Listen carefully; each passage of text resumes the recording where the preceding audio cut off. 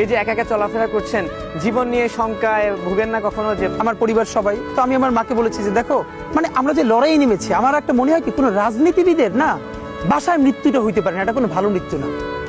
যিনি রাজনীতি করেন, যিনি লড়াই করেন, যিনি বিপ্লবী, যিনি সংগ্রামী, তার মৃত্যুটা হবে একটা সংগ্রামের মধ্য দিয়ে, একটা রাজপথে, একটা গ্লোরির মৃত্যু। আমি তো ভীষণভাবে প্রত্যাশা করি, আমি ছোটবেলা থেকে এই স্বপ্নটা দেখি, অনেক জায়গায় বলেছি যে একটা তুমুল মিছিল হচ্ছে অন্যায়ের বিরুদ্ধে, সেই মিছিলের সামনে আমি আছি, কোনো একটা বুলেট এসে আমার বুকটা হয়তো বিদ্ধ করে দিয়েছে, এবং সেই মিছিলে আমি হাসতে হাসতে আমি শহীদ হয়ে গেছি। এবং সবাই যখন মৃত্যুটাকে ভীষণ ভয় পায়, আমি তখন হাসতে হাসতে আল্লাহর কাছে ভীষণ সন্তুষ্টি নিয়ে পৌঁছতে চাই যে আমি একটা ন্যূনতম ওই জীবনটা লিড করতে পারলাম, যে আমি একটা ইনসাফের হাসি নিয়ে আমি আমার আল্লাহর কাছে পৌঁছতে চাই। সুতরাং আগামী 50 বছর বাঁচলাম, কোনো ইম্প্যাক্ট তৈরি হলো না আমার দিয়ে, দেশের জন্য, রাষ্ট্রের জন্য, উম্মার জন্য, জাতির জন্য। কিন্তু আমি ধরেন 5 বছর বাঁচলাম, সেটার মধ্য দিয়ে যদি আগামী 50 বছরের ইম্প্যাক্ট তৈরি হয়, তাহলে অনেকদিন বেঁচে থাকায় কি সাফল্যের বলেন?